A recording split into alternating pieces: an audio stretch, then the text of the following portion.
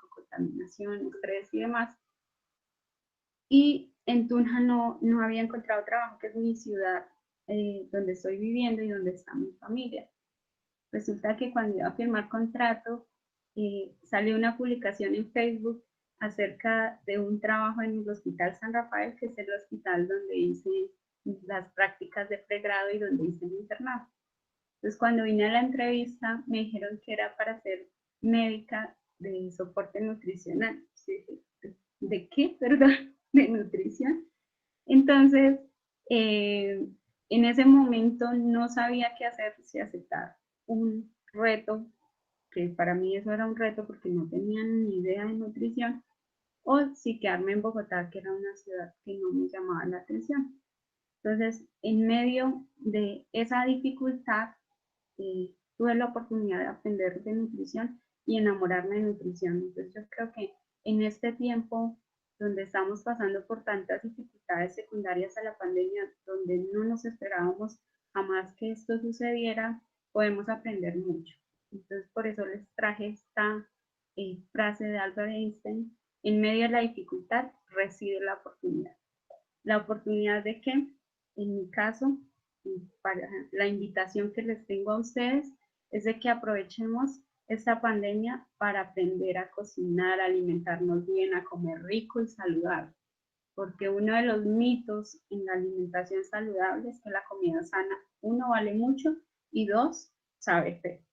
Entonces, si ustedes entre más se metan en el tema, se van a dar cuenta que comer sano no es feo y es rico, y además es menos costoso que la comida poco saludable. Para eso les traigo 7 consejos enfocados en mejorar el sistema inmune en base a la alimentación. ¿Por qué traje este tema? Porque es de lo que más me preguntan a diario. ¿Qué puedo comer para subir las defensas? Es la pregunta de todos los días, y creo que no solo me la hacen a mí, sino a muchos médicos, nutricionistas, a los estudiantes de medicina. Muy probablemente sus familias les preguntan qué comer para mejorar las defensas. Y a nosotros como médicos en el pregrado no es que tengamos una profundización en nutrición, entonces generalmente damos consejos muy superficiales y muchas veces erróneos acerca de cómo debemos alimentar. Entonces, hay una estrategia que promulga la Organización Mundial de la Salud, y es las 5 al día. ¿5 qué? 5 porciones de frutas o verduras, que se recomienda 3 de verduras y 2 de fruta. Esas frutas y verduras deben ser lo más coloridas posibles. Entre más colores se encuentren en un plato, mayor disponibilidad de vitaminas va a tener.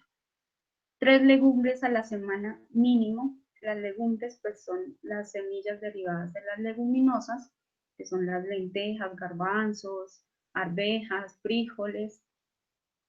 Y cuando nosotros compramos este tipo de alimentos, sobre todo las frutas y las verduras, las podemos congelar para que nos duren mucho más tiempo. La tendencia del mundo actual es a consumir cosas de paquete, que para una persona es más fácil y rápido comerse un paquete de papas que una mandarina. ¿Cuánto nos demoramos destapando una mandarina o un banano? Entonces la invitación es a que empecemos a dejar ese tipo de snacks poco saludables y que en esas medidas nuevas consumamos frutas y verduras. Principalmente frutas son mucho más fáciles de consumir. Entonces, vamos a revisar. Yo hice una selección de los 10 alimentos que considero son los mejores para elevar el sistema inmune. Sin embargo, son muchos. Para mí fue difícil elegir solo 10, pero pues no les iba a traer acá los 50 alimentos que mejoran el sistema inmune. Entonces seleccioné los que considero son los más importantes. Entonces, el primero, y los que me conocen saben que soy una defensora total del huevo. Entonces, el huevo es un alimento que es completo y que es económico. Por lo tanto, en tiempos de pandemia es uno de los alimentos que debemos preferir para el consumo. Entonces vamos a ver por qué es importante el huevo. Resulta que el huevo en los años 70 se hizo un estudio y la AJA sacó una publicación donde decía que recomendaba una máxima ingesta de 3 huevos por persona a la semana. ¿Y de dónde viene esa mala fama? Entonces, lo relacionaba con que elevaba el nivel de colesterol y que la enfermedad cardiovascular aumentaba. En este estudio, además, salió la recomendación de bajar el consumo de aceite de oliva y de aguacate. Entonces, si vemos, y probablemente ese estudio no tenía nada que ver con una situación basada en la evidencia. Y el huevo fue el único de los 3 que se quedó con la mala fama. O sea, el aguacate se quitó la mala fama, el aceite de oliva, de hecho, está muy bien ponderado en este momento, pero al huevo le ha costado salir de esa mala fama y la mayoría de personas tienen esa idea y es porque también nosotros los médicos ayudamos a promulgar esta mala información y a decirle al paciente cuando le ven el colesterol elevado, usted no puede comer huevo, o si come huevo, tiene que ser máximo 3 veces a la semana.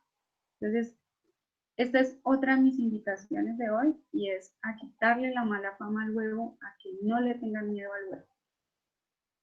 Este es un estudio, es un metaanálisis donde demuestra que no existe una relación entre el consumo de un huevo al día y el aumento de riesgo cardiovascular, es decir, 7 huevos a la semana, en comparación con los 3 huevos que inicialmente recomendaba la AJA.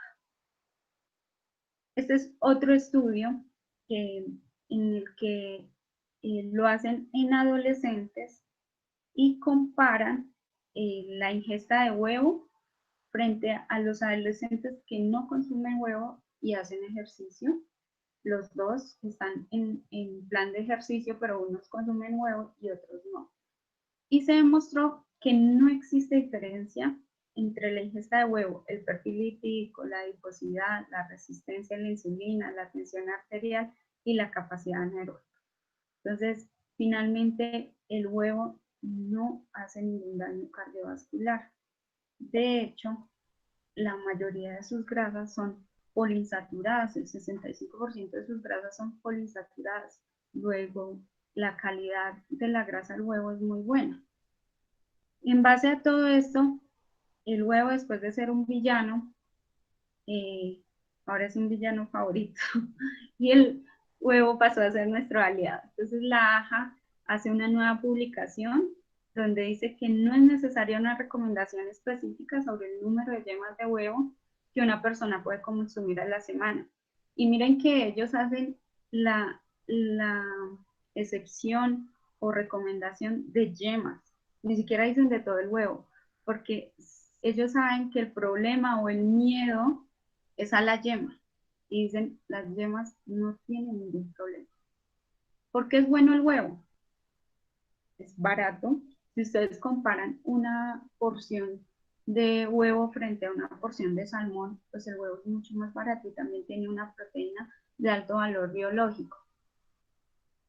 Cuando cualquier persona tiene prisa, lo más rápido y fácil de preparar es el huevo. No requiere refrigeración, no requiere que se descongele, va bien con todo, lo puede hacer con verduras, con cosas dulces, con cosas saladas, se prepara súper fácil y súper rápido y me acompaña muy bien muchos alimentos. Este es el valor biológico o los aportes que tienen 2 huevos. Entonces, miren cómo de proteína me puede aportar hasta el 25% de la recomendación.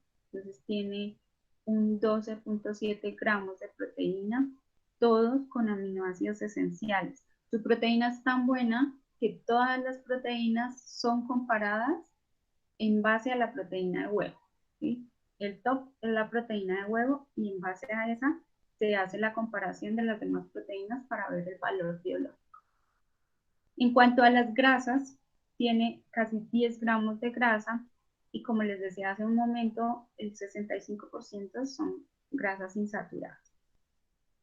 Me aporta pocas calorías, entonces para las personas que están de pronto en plan de pérdida de peso, es un muy buen aliado, 141 calorías por 2 huevos con yema y muy bajo en azúcar.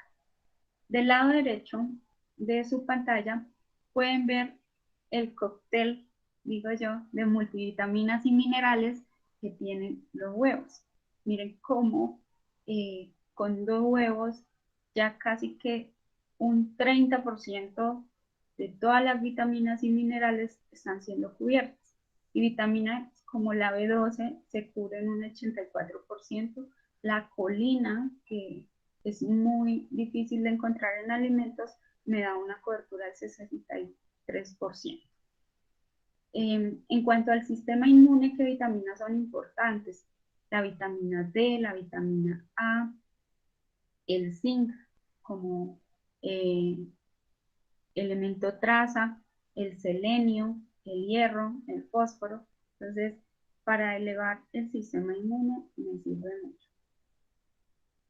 Un solo huevo tiene entre 70 a 80 calorías, de colesterol me aporta 200 miligramos, pero es importante tener en cuenta que solo se absorbe por el intestino el 10% de este colesterol. Es decir, 20 miligramos por huevo estoy absorbiendo, lo que es muy poquito realmente como para restringirlo porque el paciente tiene el colesterol elevado.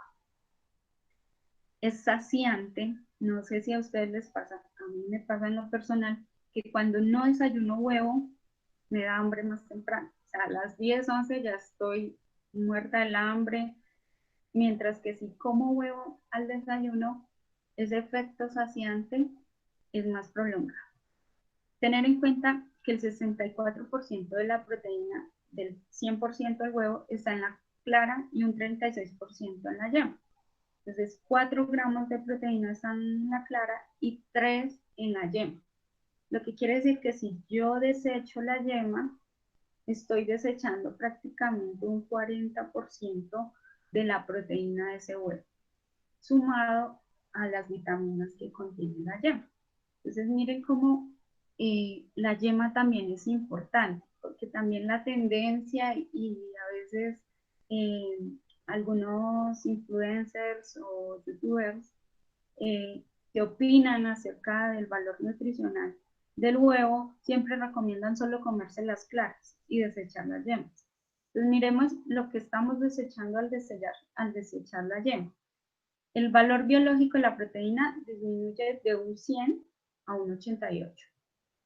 Se pierden la vitamina A, D, E, B1, potasio, hierro, fósforo. Entonces, de toda esa lámina que veíamos de multivitaminas y minerales, la mitad la desechamos en la yema. Y además la luteína y la zeaxantina, que me ayudan a proteger a la mácula para mejorar la visión, porque tienen un efecto antioxidante, también se pueden desechar al desechar la yema, al igual que la colina.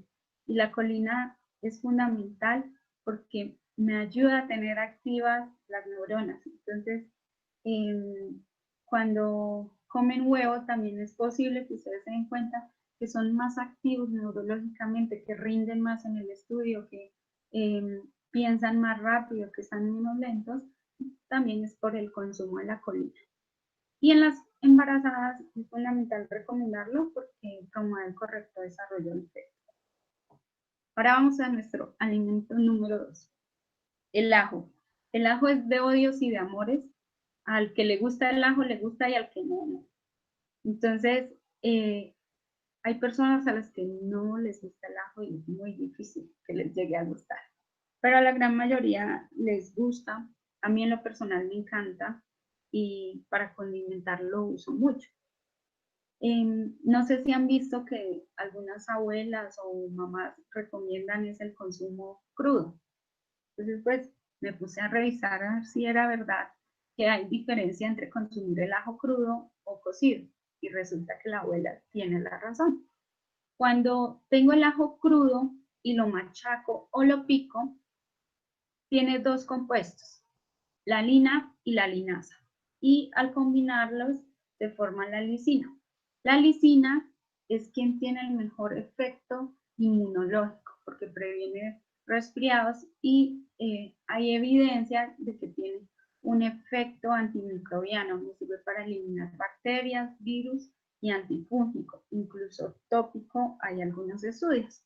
Y también me puede ayudar a la vasodilatación y por lo tanto disminuye la presión arterial. Eso en crudo. Apenas el ajo es cocido, pierde todas estas funciones. Pero en cocido tiene otras propiedades. En cocido se libera adenosina y ajoeno, que tiene propiedades antiagregantes, anticoagulantes, y me ayuda a la producción de colesterol HDL y a disminuir la producción de colesterol LDL. Entonces, si lo quiero como efecto inmunológico, sí se recomienda crudo. Ahora no sé quién se lo pueda llegar a consumir crudo. El tercer alimento, los arándanos. Se denomina como la fruta recién descubierta del siglo XXI. Es una fruta maravillosa. No sé quienes la hayan probado. A mí en lo personal me encanta, el sabor es delicioso y se puede preparar de muchas maneras. Tiene un flavonoide que es la antocianina, que tiene un efecto antioxidante potente, uno de los más potentes de frutas y verduras. Y este efecto antioxidante me ayuda a la prevención de infecciones respiratorias y sobre todo de resfriados. Además tiene unos compuestos bioactivos que son el ácido gálico y el resveratrol. Tiene evidencia en cáncer, sobre todo en cáncer de próstata. En pacientes con diabetes también tiene evidencia que disminuye la sensibilidad a la insulina hasta en un 10%. Aumenta la síntesis hepática de colesterol HDL y mejora la función neuronal. Entonces también tiene estudios en Alzheimer. Por eso lo recomiendo. El arándano, el problema que yo lo veo en lo personal es el costo. Es un producto que no es tan económico como otro tipo de frutas. Este es un estudio que hizo el Departamento de Agronomía de Estados Unidos, donde tomó 40 vegetales y frutas y les miró cuál tenía más efecto antioxidante. Y en el top está el arándano. Entonces, si queremos un alimento antioxidante por excelencia, es el arándano, porque tienen más de 15 antocianinas y ácidos orgánicos que me ayudan a la prevención y al envejecimiento prematuro. El cuarto es uno que me encanta, de mis favoritos, y son los champiñones. Y los champiñones tienen la ventaja, además, de que tienen un efecto saciante por la cantidad de fibra que tienen y muy pocas calorías. Entonces, están ingiriendo pocas calorías, sintiéndose llenos y consumiendo un buen nivel de vitaminas. Miren cómo tiene vitaminas del complejo B, de la B2, 100 gramos de champiñones me garantizan el 45% del requerimiento diario. De B3 el 42%, B1 el 15%, ácido fólico el 18%. Es alto en vitamina D. Ustedes saben la importancia, el auge que ha tenido la vitamina D, sobre todo ahorita en temas de COVID-19, para la prevención de infecciones respiratorias. Es rico en selenio, que me promueve la síntesis de células T y linfocitos CD4. Su fibra es a base de polisacáridos. Y en cuanto a COVID-19, pues me aumenta la producción de interferón, que es un mecanismo regulatorio de respuesta inmune fundamental en virus. Importante que tengan en cuenta esto que te digo en mayúscula, y es que todos estos componentes y beneficios los tienen, son los champiñones frescos, no los enlatados. De hecho, los enlatados son ricos en sodio. Entonces, convertimos un producto sano en uno que no es sano. Y pues el costo es mayor. el de los enlatados. Entonces, ¿por qué no consumirlos frescos? El quinto producto es también uno de los que ha tenido más auge últimamente, y todos los que han leído algo de nutrición han incorporado a la cúrcuma dentro de sus especies. La cúrcuma no es tan costosa, nació en la India y de ahí se distribuyó a todo el mundo, pero no era tan conocida por sus efectos medicinales, sino más para la preparación de alimentos como los curries. Los curries son ricos en cúrcuma y pues los curries son típicos de la India. Tiene curcuminoides y dentro de ellos el más importante o el más estudiado hasta el momento es la curcumina, que tiene un efecto antiinflamatorio potente, tiene estudios en artritis reumatoide, cómo disminuye la inflamación y por lo tanto el dolor articular, e incluso en osteoartrosis también mejora el dolor articular el consumo de cúrcuma. ¿Cuánto se recomienda? Al menos 2 gramos al día. Sin embargo, la absorción de la cúrcuma no es tan buena si se consume sola. Hay un estudio que muestra cómo en la preparación del curry, que lleva pimienta negra, la absorción intestinal de la cúrcuma mejora. Entonces, una de las recomendaciones es, si lo vamos a hacer en alguna preparación, agregar pimienta negra para mejorar la absorción de la cúrcuma. También se pueden agregar a ciertos preparados antioxidantes naturales que se pueden realizar en casa. Y en cuanto a deporte, disminuye el dolor provocado por el ejercicio, sobre todo el dolor muscular tardío. El sexto son las espinacas. Pues quise dejar acá las espinacas, pero en general yo ahí agruparía todos los vegetales de hoja verde. Pero dentro de esos, pues escogí la espinaca, que es uno de los que tienen mayor cantidad de nutrientes. Entonces, miren cómo la espinaca es muy rica en vitamina C. De hecho, 100 gramos de espinaca tiene casi que el doble de vitamina C que 100 gramos de un banano, por ejemplo.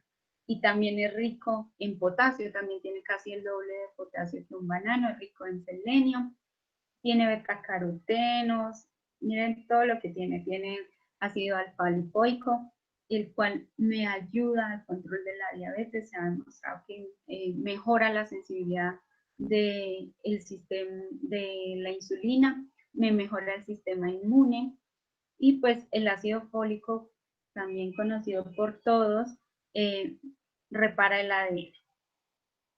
¿Qué beneficio tienen los vegetales de hoja verde? Que al ser tan ricos en fibra también me producen saciedad. Entonces, en un plato que preparemos, se recomienda que al menos la mitad sea de verduras. Y estas verduras de hoja verde me ayudan a llenar mucho el plato y a darle color. Y la recomendación es que los alimentos ricos en fibra se consuman de primeras, de tal manera que por una parte me van a ayudar a mejorar la saciedad y por otra mejora el control de la glicemia, porque al tener más fibra, la absorción de glucosa va a ser más lenta. ¿Qué se recomienda en especial con las espinacas? Que si se consumen crudas, no sea una cantidad elevada y a diario, porque tienen ácido oxálico, y el ácido oxálico me puede llegar junto al calcio, a formar cálculos a nivel renal. Entonces también ya han salido algunos estudios acerca de los batidos, por ejemplo, que son altos en espinaca y que los consumimos a diario, que nos pueden llevar a cálculos. Todo alimento, todo medicamento debe tener una dosis y no excederla. Entonces, las espinacas son buenas, no estoy diciendo que sean malas, pero hay que saberlas consumir. ¿Qué se recomienda? Que sean hervidas durante muy poco tiempo, 2 a 3 minutos. Ustedes ponen a hervir el agua, cuando ya esté hirviendo, depositan las espinacas, las dejan máximo 2 minutos, 1 minuto, las sacan a agua fría directamente y listo, las pueden consumir. El séptimo es otro de mis favoritos, y es el yogur o el hummus. Los probióticos son del tipo de alimentos que más evidencia tienen en cuanto a la mejora del sistema inmune. Y pues el yogur es muy rico en probióticos. Además, pues por ser un derivado lácteo, rico en calcio y vitamina B12, y el yogur tiene una ventaja frente a la leche, y es que se ha fermentado la lactosa en ácido láctico, y eso hace que las personas intolerantes a la lactosa toleren el yogur, les dé menos síntomas gastrointestinales frente al consumo de leche. Importante que tengan en cuenta también que debe ser natural. No sé si ustedes alguna vez se han puesto a analizar una etiqueta de un yogur. Por ejemplo, yo hice el ejercicio con el yogur griego de Alpina, y no es que le quiera hacer mala fama, es solo un ejemplo, porque hay muchos similares a eso. Y este yogur, que es una cosa así de pequeñita, trae un dulce al fondo y encima trae yogur griego. Pues este yogur griego en esa porción tan pequeña trae 19 gramos de azúcar. Eso me equivale a 5 sobres de azúcar, a 4, perdón, a 4 sobres de azúcar. Es muy elevada la cantidad de azúcar para el tamaño de la porción. Entonces la recomendación es consumir yogur natural, que es muy difícil de conseguirlo, sí. Es más costoso también. Pero ¿qué podemos hacer? Prepararlo en la casa. Ustedes pueden buscar recetas, videos en YouTube, en Internet, y van a encontrar cómo preparar yogur. No es tan difícil y sale mucho más económico y es mejor. Ustedes mismos lo pueden endulzar, le pueden preparar una mermelada natural, lo pueden acompañar con fruta. El yogur va muy bien con todas las frutas. Y si lo van a acompañar con cereal, que sea por ejemplo avena en hojuelas, no con Kellogg's, porque pues la misma me da consumir un yogur natural sano y lo acompaño con un producto azucarado como lo son los Kellogg's. El octavo, y pues es infaltable, son los cítricos. La vitamina C, como todos sabemos, tiene gran evidencia en la prevención de infecciones, y los cítricos por excelencia contienen eh, altas dosis de vitamina C. Acá pues no la traigo a colación, y aunque no es un cítrico, también la recomiendo, es la guayaba. La guayaba tiene mucha más vitamina C que los cítricos.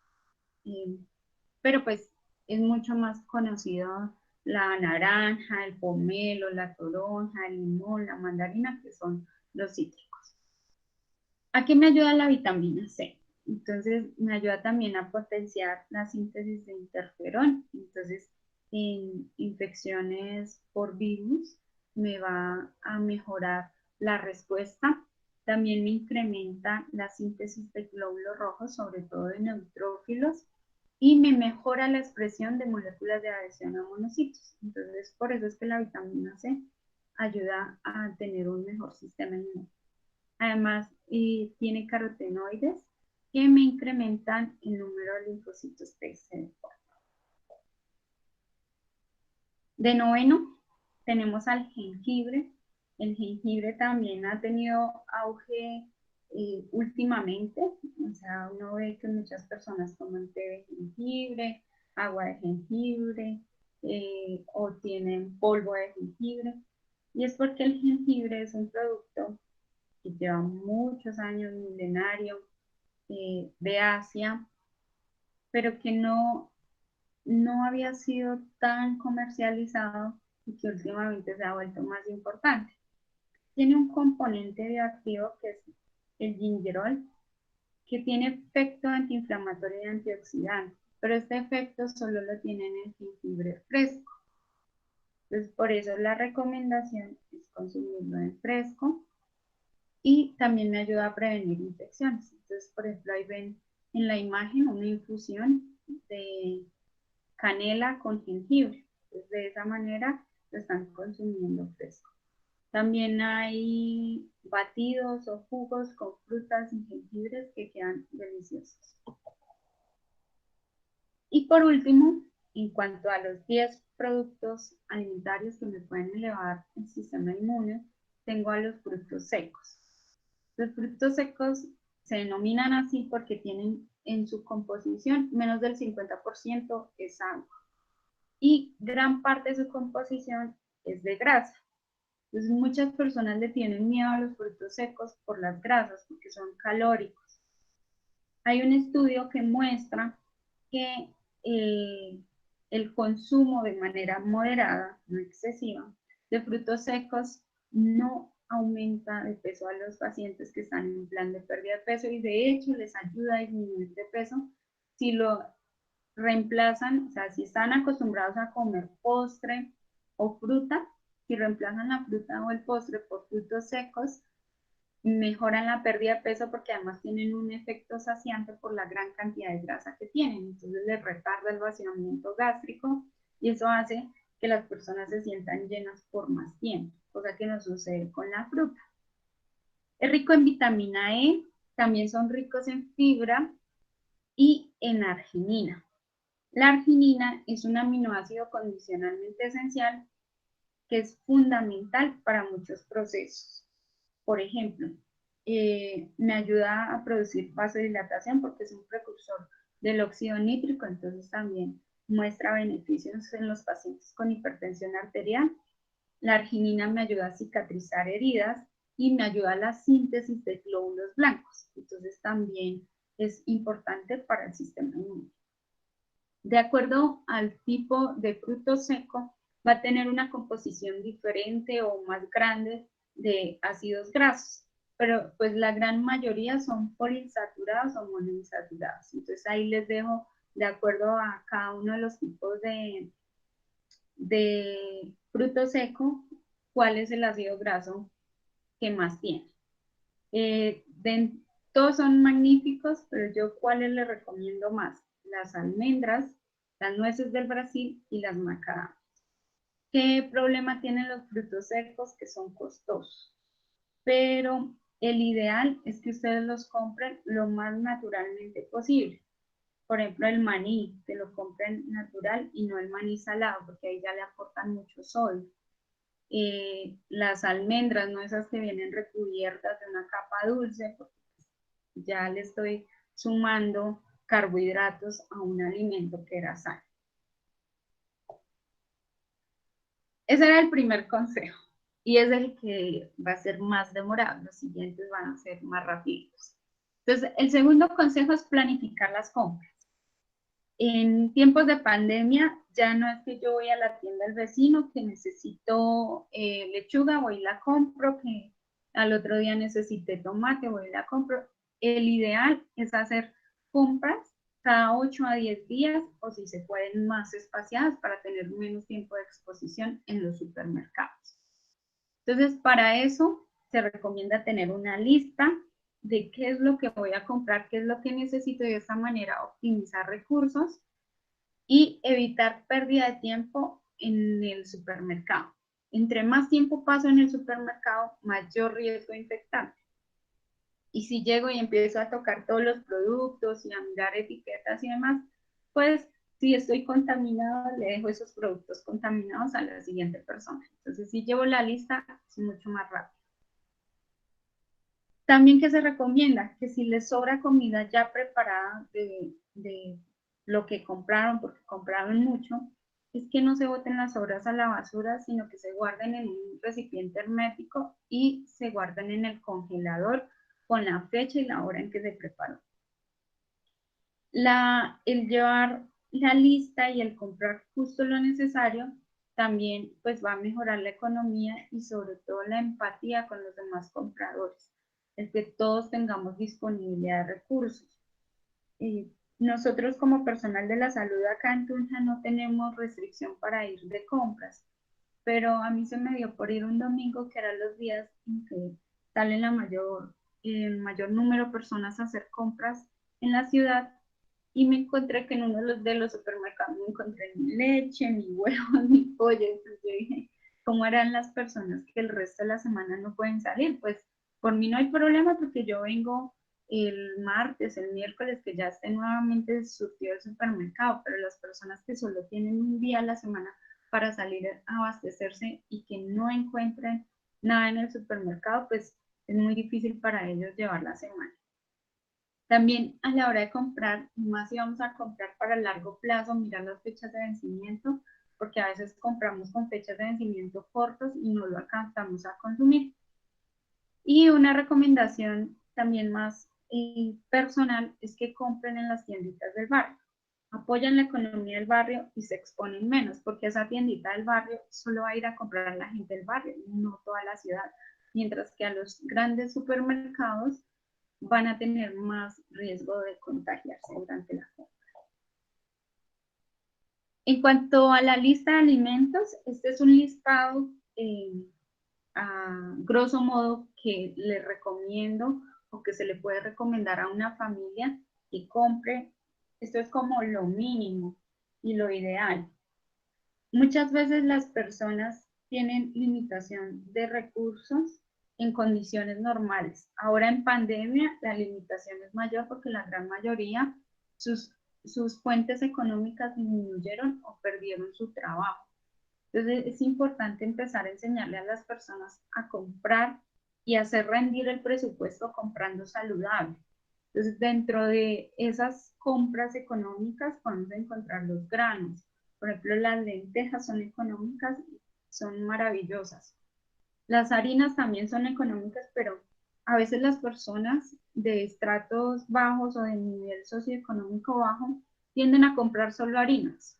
Entonces uno ve como en el campo las personas cultivan eh, alimentos, verduras, tienen huevos, tienen la leche de la vaca y demás, y venden esos alimentos para ir a comprar carbohidratos, para ir a comprar papa y arroz. Entonces hay que empezar a enseñarle a las personas que consuman los alimentos que les van a hacer mejor y que van a potencializar su salud.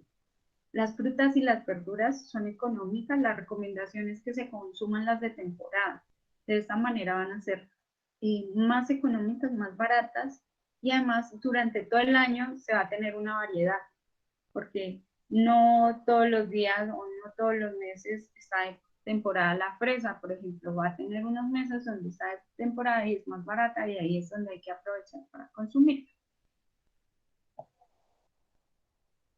Ahora, el otro consejo, haz que te rinda tu presupuesto. Entonces, elecciones inteligentes como por ejemplo los huevos. Los huevos son económicos, me dan un buen aporte de proteína y de vitaminas frente al salmón, por ejemplo. Pues yo no puedo decirle a alguien que no tiene los ingresos económicos que debe consumir pescados, en especial los de aguas profundas del norte tipo salmón.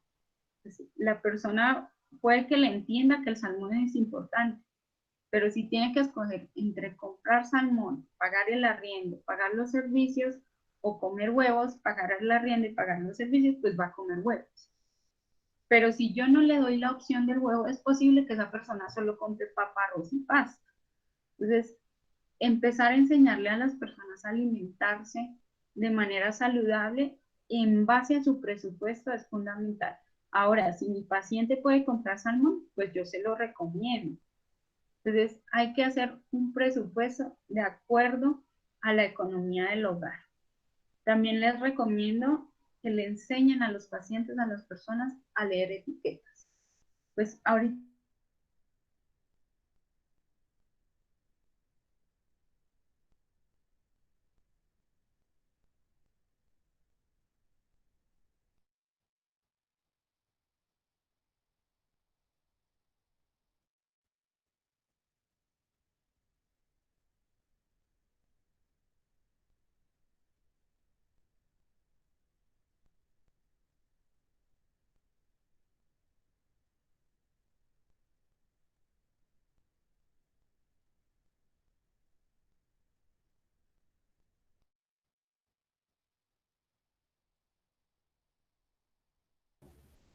Denme un minuto, por favor.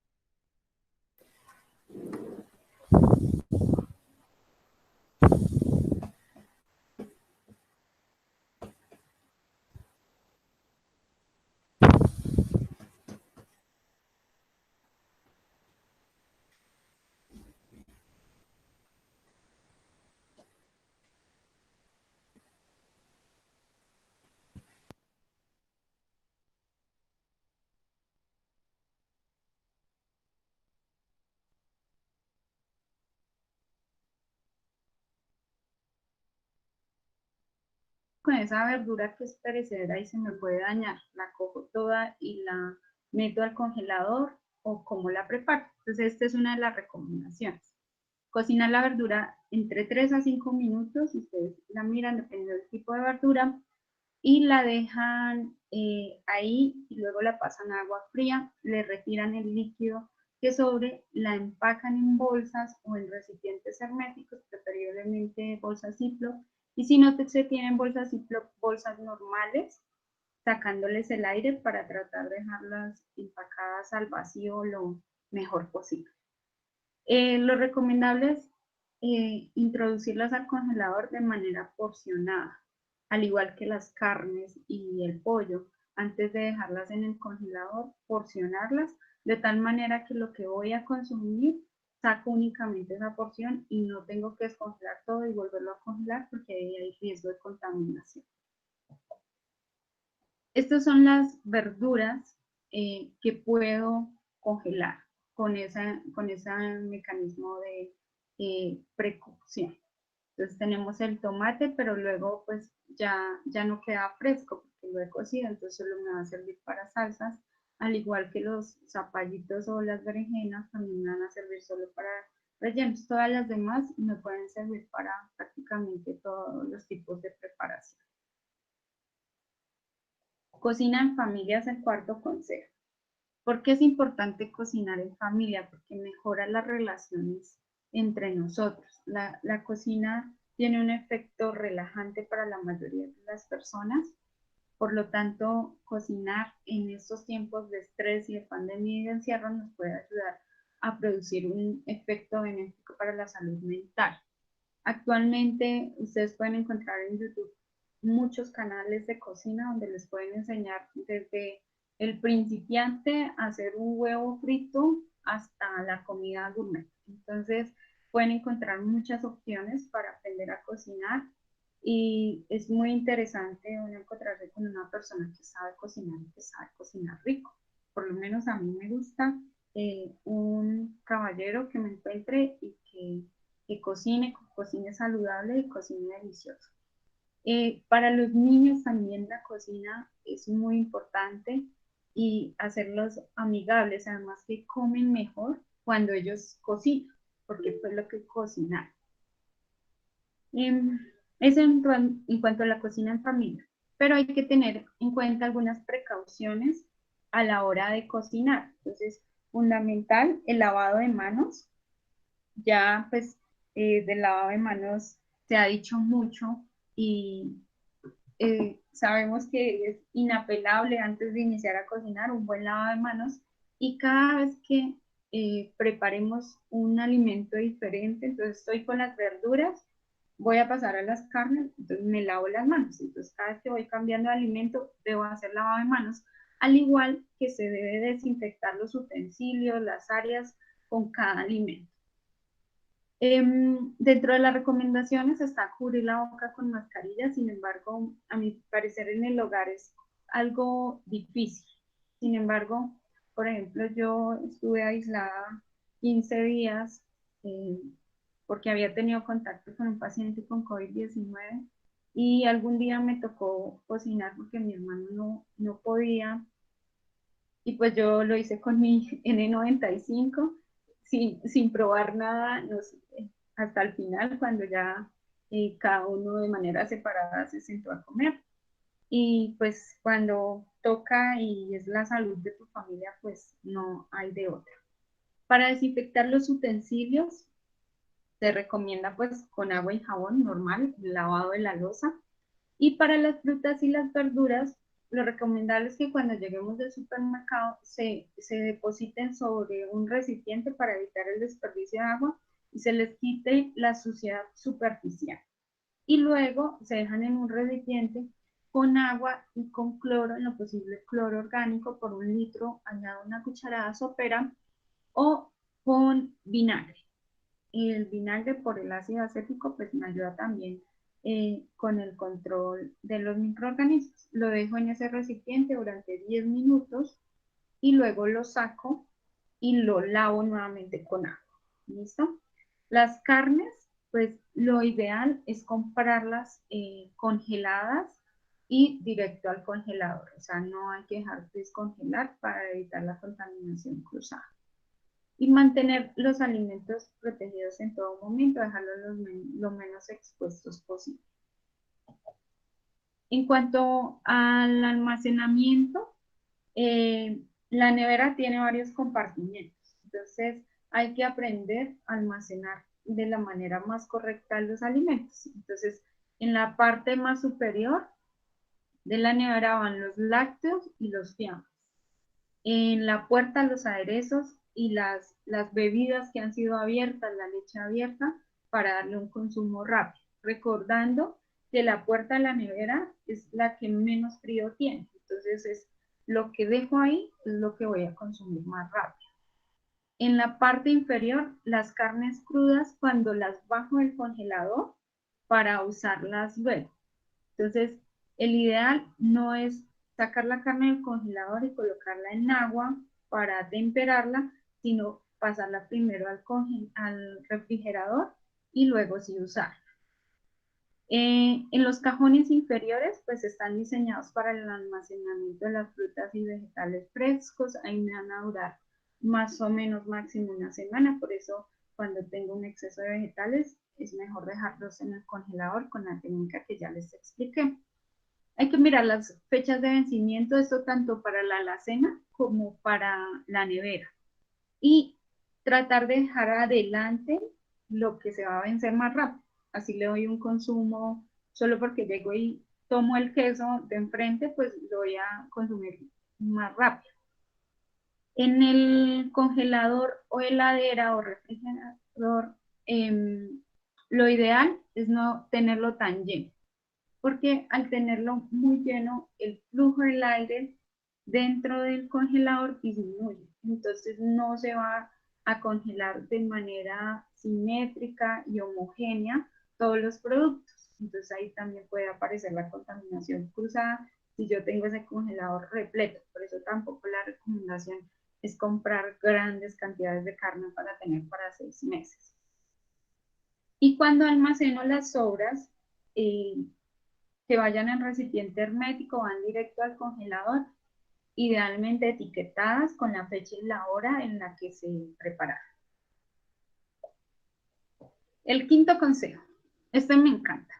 Miren ustedes este waffle, ¿a quién no se le antoja este waffle? Difícilmente alguna persona del auditorio va a decir, no, a mí no se me antoja.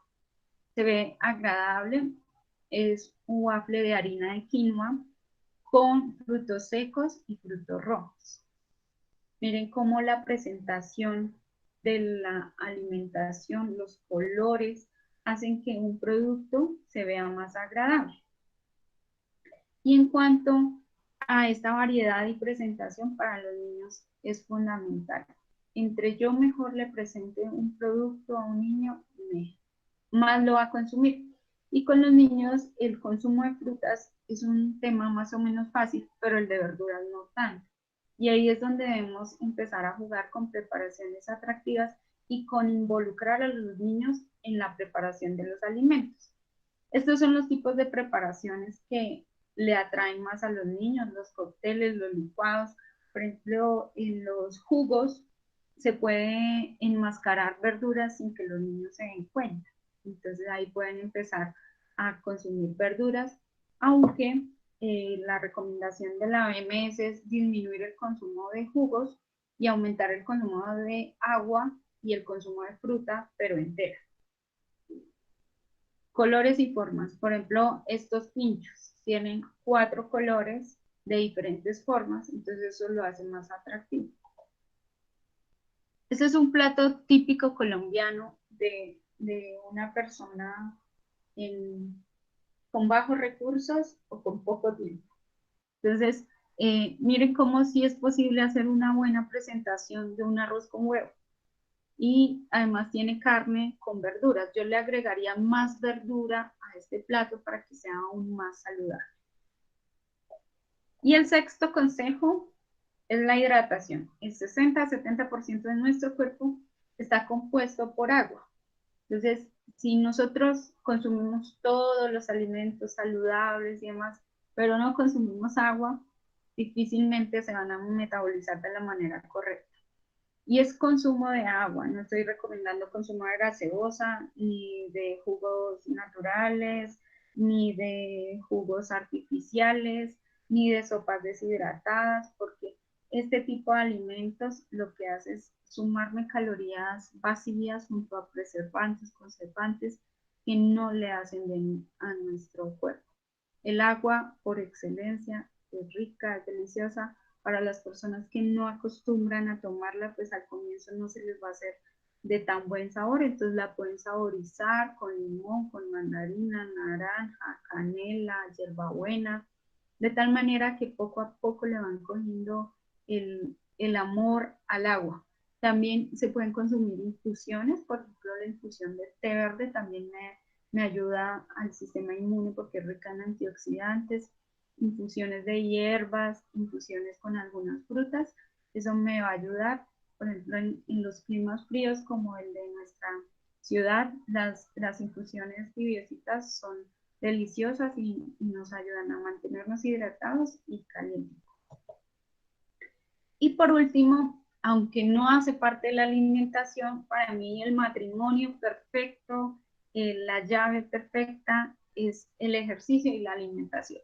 Si yo solo me alimento sano, pero no hago ejercicio, estoy haciendo la mitad del trabajo. O sea, en pandemia, sí como saludable, pero me la paso en la cama viendo series, pues poco o nada estoy haciendo.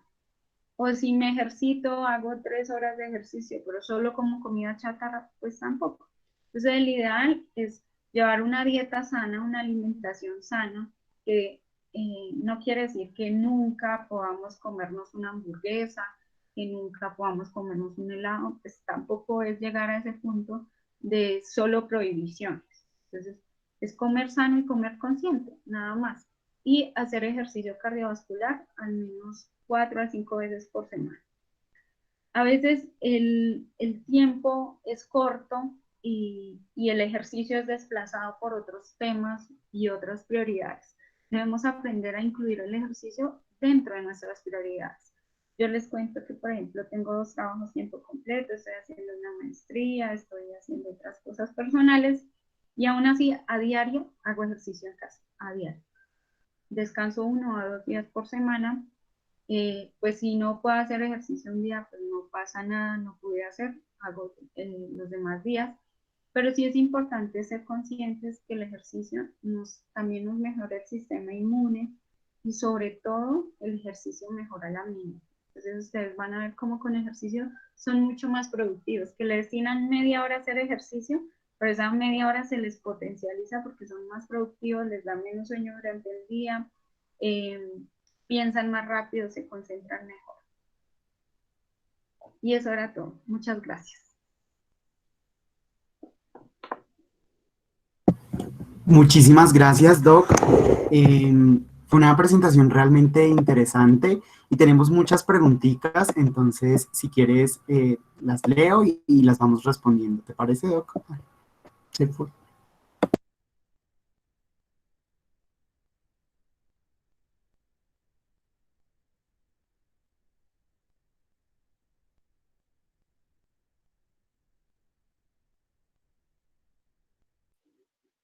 Dani, no sé si hayan preguntas o...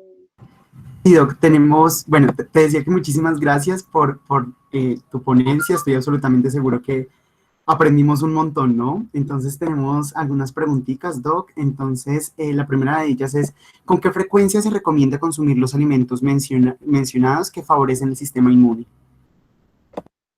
Pues depende también de la disponibilidad que tengan, de la economía que tengan, pero si los pueden consumir diario o interdiario, sería ideal. Por ejemplo, ya vimos que el huevo lo pueden consumir a diario sin ningún problema, los champiñones también, absolutamente todos los pueden consumir a diario sin ningún problema. Y la otra cosa es que pueden hacer mezclas. Entonces, por ejemplo, pueden hacer unos huevos con espinacas, con champiñones y ajo. Y ahí ya les quedó 4 alimentos que potencializan el sistema inmune en una sola preparación. Le pueden agregar cúrcuma esparcida por encima. Listo, Dani. Gracias, Doc. Nos preguntan si alguno de estos alimentos puede generar efecto negativo en pacientes que tienen hipertensión arterial. En pacientes con hipertensión arterial no, pero por ejemplo, como hay algunos que tienen efectos vasodilatadores, si tienen un alto consumo, los puede llegar a hipotensar si tienen un consumo muy, muy elevado. Entonces, por ejemplo, si se hacen un jugo, no sé, de arándanos de 400 cc, pues es posible que esa persona se hipotense secundario al consumo tan elevado de la dosis de arándanos. Entonces, en los pacientes hipertensos, generalmente todos estos alimentos les mejora el control de la hipertensión, pero pues tampoco hay que exagerar. O sea, el que yo les diga que consuman arándanos no es que se vayan a consumirse 1 kilo de arándanos en un solo momento. Entonces, por ejemplo, los arándanos y los frutos secos se recomienda una puñada. O sea, lo que te cabe en la mano, eso es lo que voy a consumir como porción. Gracias, Doc. Igual creo que no hay bolsillo que aguante para comprar el kilo de arándanos. Sí, pero los Doc, pueden cultivar. Dime. ¿estos suplementos de cúrcuma sirven o es mejor al natural? Pues la cúrcuma tiene algunas propiedades, como ya les mencioné, que son mejor al natural, pero conseguir la cúrcuma natural es difícil, o bueno, yo no la he conseguido. Entonces yo uso la cúrcuma en polvo. De la cúrcuma también venden cápsulas. Por ejemplo, nosotros las hemos usado en pacientes con obstrucción intestinal por un abdomen bloqueado con múltiples adherencias, un proceso inflamatorio máximo, y nos ha ido muy bien con el consumo de cápsulas de cúrcuma y han recuperado el tránsito intestinal y no han requerido cirugía. Entonces, la cúrcuma la podemos introducir como especie. Es mi recomendación, que es lo más fácil de encontrarla en polvo. Entonces, si voy a preparar unas verduras, una carne, le puedo agregar un poco de cúrcuma. O esparcida por encima sobre algunos alimentos. O unas, también la venden líquidas con goteritos. Agregarlas a las infusiones que preparamos. Gracias, Doc. ¿Qué recomendaciones darías para enseñar a los niños y niñas a comer saludable, que a veces puede ser tan complicado? Lo primero es quitar los premios y castigos. Entonces, estamos acostumbrados a que si se come la verdura, te llevo a comer helado. Entonces, ¿cuál es el mensaje que le estoy dando a su subconsciente? Es que la verdura es mala y el helado es bueno. ¿Sí? Entonces, ese tipo de mecanismo de chantaje, si te comes esto, te doy esto otro a cambio, no. Entonces, primero, 2, presentaciones atractivas. 3, variedad. 4, que los niños ayuden a preparar los alimentos. 5, evitar que estén tan expuestos a la publicidad, porque la televisión les vende mucha comida chatarra. Entonces, el niño ve que en la televisión le dice que si se toma esta bebida es la bebida de supercampeones. Entonces va a querer tomar la bebida de supercampeones. Entonces, enseñarles y educarlos desde pequeñitos, los niños desde que aprenden a leer y a sumar y demás, pueden aprender de etiquetado nutricional. Entonces, a ellos en Estados Unidos hay varios proyectos de investigación a largo plazo donde empiezan a educar nutricionalmente a los niños desde el jardín, a enseñarles a hacer elecciones saludables en la cafetería, porque si ustedes ven, la mayoría de cafeterías no son saludables. Y uno máximo encuentra una manzana en una cafetería, lo demás son empanadas, arepas, gaseosas, jugos y cosas de paquete. Entonces, para un niño es muy difícil elegir una manzanita por allá resguardada frente a todo un arsenal de comida chatarra. Listo, Ani. Gracias, Doc. Bueno, ya sabemos que la fruta es mejor consumirla entera que licuada, es decir, en jugo. Sucede lo mismo con un extractor de jugo, igual se puede tomar el jugo y comer la fibra. ¿Qué opinas acerca de esto, Doc?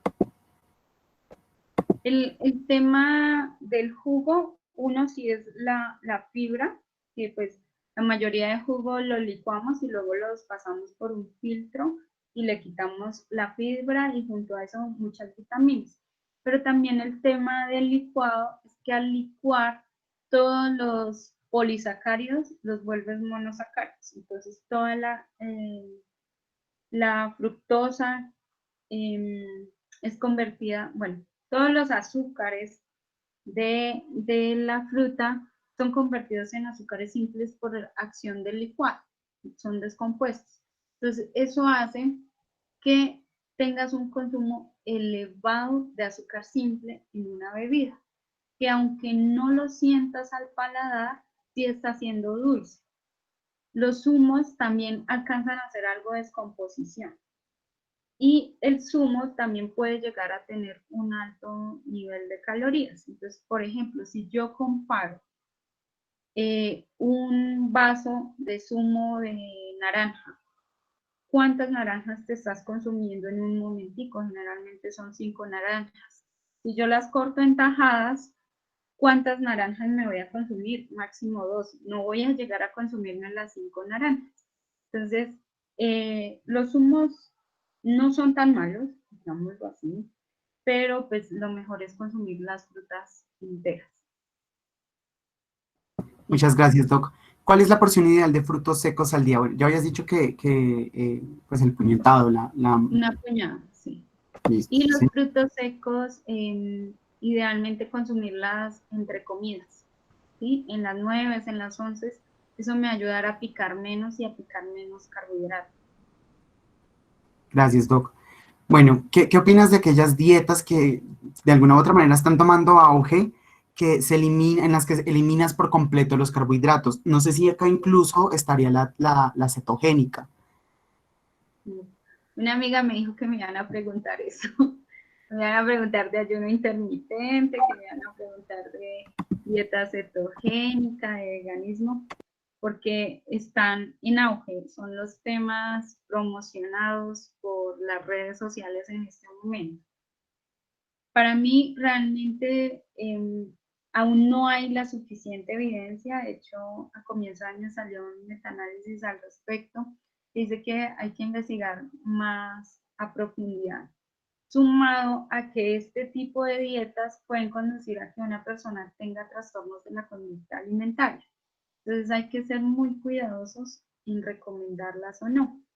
Si bien los carbohidratos los consumimos en la actualidad en exceso, no quiere decir que nuestro cuerpo no requiera carbohidratos.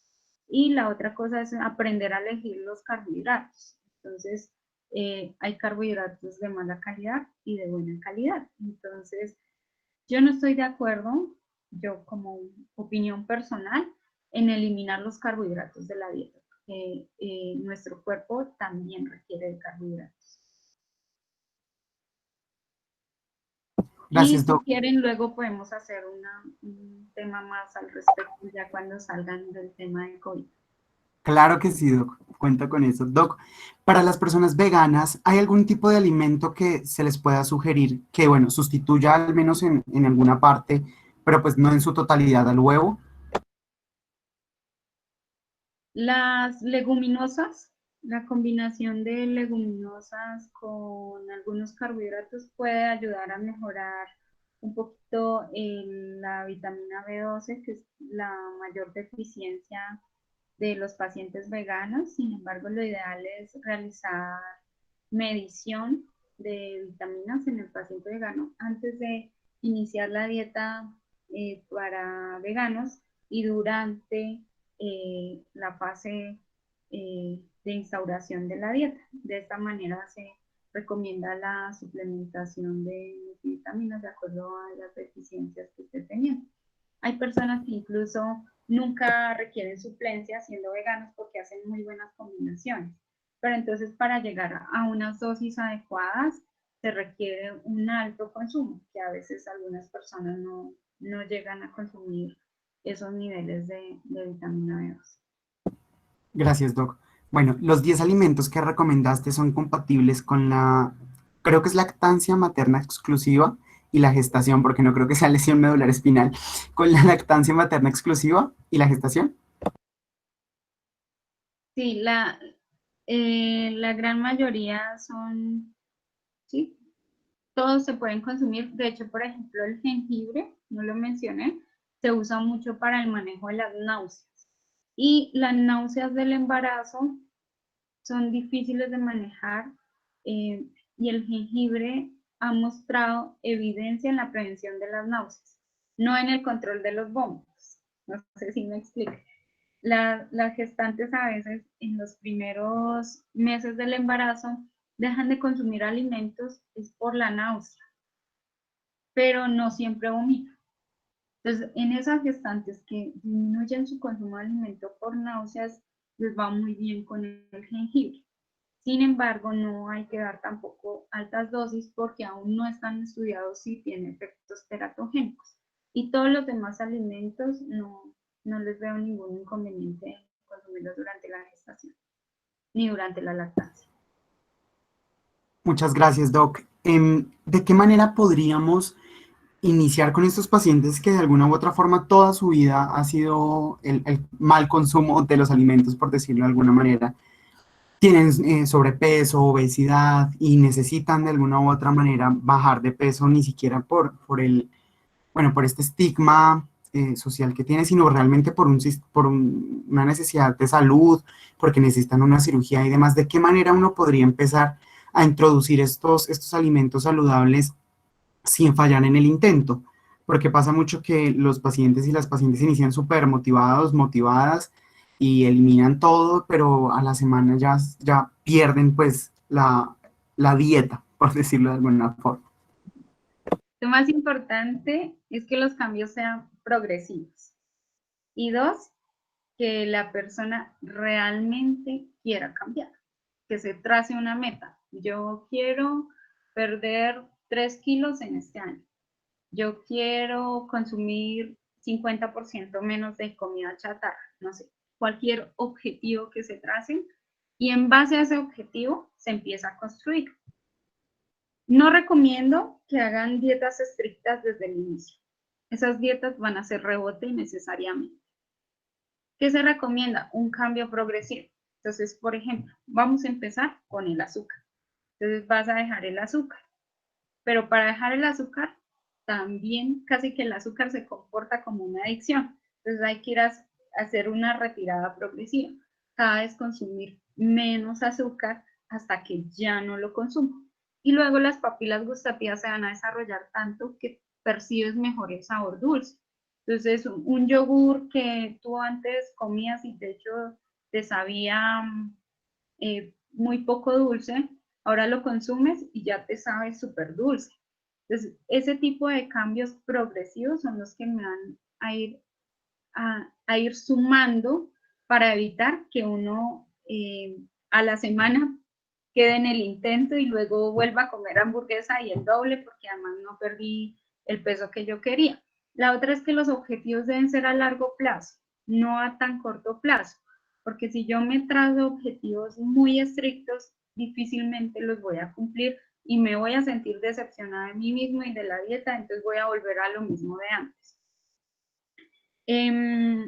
Empezar a cocinar en casa, a preparar de manera saludable es también una buena estrategia para mejorar el control del peso.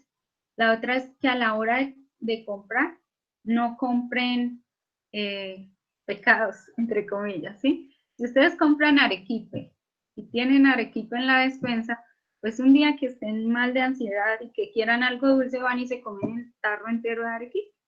Pero si no lo tienen ahí, lo único que hay es papaya, peras y banano, pues alguna de esas cosas se van a terminar comiendo.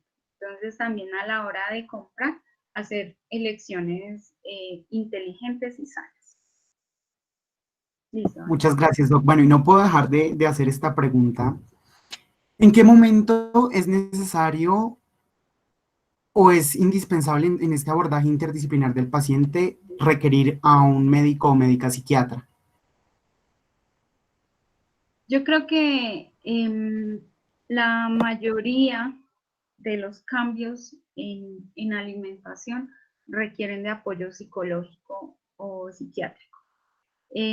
Sobre todo, pues los trastornos de la conducta alimentaria es fundamental tener el apoyo psiquiátrico, o sea, si no se tiene el apoyo psiquiátrico solo dándole recomendaciones de cómo comer a un paciente es muy difícil. Entonces, los pacientes que tengan algún signo o alguna sintomatología de bulimia, de anorexia, los pacientes con obesidad, con consumos compulsivos, atracones de comida, también requieren el apoyo de psiquiatría. Bueno, Doc, eso sería todo por esta noche. Yo Realmente tengo una muy pregunta, perdón. agradecido por haber... Hola, buenas Luis noches. Carlos, hola. Bueno, profe, bueno, primero que todo, muy interesante la charla. Como siempre, nos sorprenden muchas cosas que vemos acá. Y creo que una parte importante también sería ver la proporción de cómo estamos comiendo, o sea, ver cómo se distribuyen estos alimentos dentro de nuestro plato. Porque, digamos, yo puedo poner todo lo que su merced nos dijo, entonces metemos las verduras verdes, que el plato sea colorido, también una porción de carbohidratos y la proteína, pero en realidad muchas veces no sabemos cómo distribuir o cuál es el porcentaje de cada uno de estos alimentos dentro de nuestro plato. Entonces, no sé si su merced nos puede hablar un poquito más sobre esto. Para Colombia está la estrategia del plato saludable, no sé si la han visto, es que tengo el plato, lo divido en dos, la mitad deben ser verduras, la mitad del plato deben ser verduras. Y si de ahí, por ejemplo, cogemos un almuerzo que sirven en un restaurante, la gran mayoría no van a cumplir con que la mitad del plato sean verduras. Un cuarto del plato debe estar distribuido entre leguminosas, que son los granos, y carbohidratos. Y el otro cuarto, proteína. ¿Listo? Y pues hay un 5 a 10% de grasa y puede estar acompañado de agua. ¿Sí? Esa es la distribución del plato saludable. Hay otros modelos de distribución o de recomendaciones alimentarias, que son, por ejemplo, las dietas tipo DASH, la pirámide alimentaria. Hace un tiempo tuvimos se me olvidó, el trencito saludable. Entonces, en términos generales, que también el plato saludable, de hecho, se basó en una recomendación de Harvard, es aumentar el consumo de verduras. Es lo que se busca con este plato saludable, que consumamos más verduras. Pero también relacionado con la pregunta de Daniel, es muy difícil que una persona pase la noche a la mañana de tener un 20% de verduras a tener un 50% del plato en verduras. Entonces, mi recomendación es que poco a poco esa porción vaya aumentando y que combinen verduras cocidas con verduras frescas, y así va a ser más fácil completar la mitad del plato. Listo, Luis Carlos. Gracias, Doc. Vale. Ahora sí, Doc, muchísimas gracias. Te reitero de nuevo nuestro agradecimiento por aceptar nuestra invitación. Fue realmente muy provechoso. Y bueno, te enviamos un abrazo virtual y esperamos contar contigo en otra oportunidad. De nuevo, muchísimas gracias. Muchas gracias a todos. Una feliz noche. Un abrazo. Chao. Feliz noche, Doc. Un abrazo.